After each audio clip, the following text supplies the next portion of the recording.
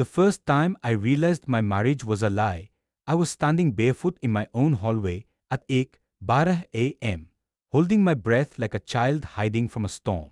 I remember the exact sound, the soft click of my daughter's bedroom door closing, not opening, closing, from the inside, and something in my chest went, "Oh no, my name is Lillian Carter, I'm 39 years old." I used to believe had a beautiful life, the kind people scroll past on social media and think, they're so happy. White House, blue shutters, golden retriever, Sunday barbecues. A husband who coached Little League and kissed me on the forehead every morning. Ha ha ha. Funny how pictures lie without technically lying at all, because from the outside we looked perfect. Inside, we were rotting. My daughter Ava was 14 when I started noticing the silence, not loud arguments, not slammed doors, silence. She stopped singing in the shower. That's how I knew something was wrong. She used to perform in there like she was headlining a concert. One morning, I stood outside the bathroom and heard nothing but running water. No humming, no off-key pop songs, just quiet. At dinner, she pushed food around her plate. Not hungry, she'd mumble. She wore oversized hoodies even when Georgia heat wrapped around us like a wet blanket. I laughed it off at first. Teenagers, told Daniel, they're dramatic. He chuckled, she'll grow out of it. God, I hate that memory. Daniel had always been the attentive father, involved, protective. Too protective maybe, but I thought that meant love. He insisted on helping Ava with homework even when she said she was fine. He checked on her before bed. He texted her constantly when she was out. Just making sure she's safe, he'd say. Everyone admired him. You're so lucky, my friends would tell me.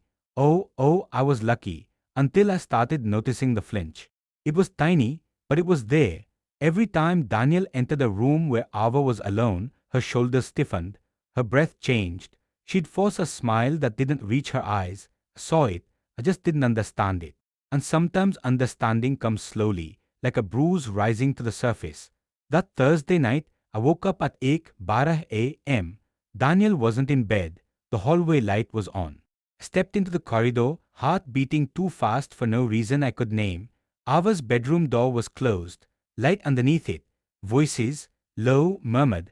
My hand hovered over the doorknob. Then the door opened. Daniel stepped out. He startled when he saw me. "Jesus, Lil," he whispered, "you scared me." "What are you doing?" I asked. She couldn't sleep, just calming her down. Behind him, Ava stood by her bed, arms wrapped around herself, eyes red. She wouldn't look at me. That sound echoed in my head all night. The next day, I asked her gently, "Is everything okay?" She shrugged, yeah. Her voice was flat, too flat. "Are you sure?" She rolled her eyes. "Mom, I'm fine." Fine?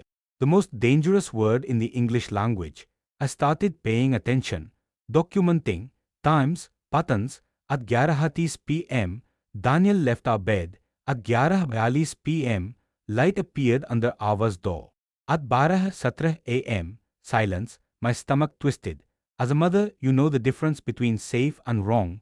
You feel it in your bones, but admitting it, that's another story. Because if I was right, everything would collapse. My marriage, our home, our history, our photographs. Oh, I didn't want to be right. 3 nights later, I made the hardest decision of my life. I installed a discreet camera in Ava's room. My hands were shaking so badly, had to sit down afterward. What kind of mother spies on her own child? I whispered to myself. The kind who is afraid of what might be happening when she isn't watching. That kind. That night, pretended to sleep. At 11:41 p.m., Daniel slid out of bed, opened the camera feed on my phone. The screen glowed against the dark ceiling. Watched him enter Ava's room. I watched her sit up immediately, rigid, alert, terrified. He sat beside her, touched her shoulder. She whispered something I couldn't hear. He leaned closer. What saw next shattered something inside me. I won't describe it. Can't. But I will tell you this, it was not comfort. It was not protection. It was not fatherly. It was control, manipulation, wrong. My hand clamped over my mouth to stop myself from screaming. Oh God, oh God, oh God. I recorded everything, every second, because proof matters. Truth needs evidence when monsters wear wedding rings. When Daniel returned to bed, he wrapped his arm around me like nothing had happened, like he hadn't just destroyed us. He fell asleep in minutes.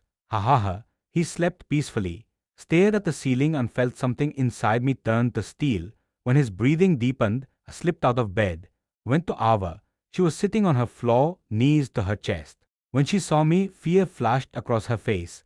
I know, I said softly. That's all it took. She broke, collapsed into me, the kind of crying that shakes a body. I didn't think you'd believe me, she whispered. That sentence cut deeper than anything else, because she had tried, in little ways, in silent ways, and I almost missed it. We left at 3:07 a.m. No packed bags, no noise, just keys. By sunrise, Daniel was in custody. The video was undeniable. His charm didn't matter. His reputation didn't matter. Truth was louder. The trial was brutal. He tried to paint me as unstable, tried to claim misunderstanding, tried to twist words. But the jury watched the footage. They watched Ava testify, calm, steady, braver than I have ever been. When the verdict came back guilty, she squeezed my hand so hard it hurt. Didn't pull away. 28 years. When the judge read the sentence, Daniel finally looked at me. Anger, not remorse. Anger that told me everything. We moved, new state, new air. Healing is not quick. Some nights Ava still wakes up crying. Some days I still sit in the car and let guilt wash over me. Should have known sooner, I whisper to myself. But she reminds me, you did know, Mom, you just needed proof. Now, every night before bed, we say 3 good things. Tonight hers were, I laughed in art class. I ate lunch with Sophia. I didn't think about him for hours. Mine were, you smiled. You slept. You're still here. And that last one, that's everything. If you're a parent and something feels off, listen. Trust that quiet voice. It might whisper. It might only say but it knows. Monsters don't look like monsters. Sometimes they look like love. Sometimes they look like home. Speak up. Protect your children. And never ignore your instincts. God bless.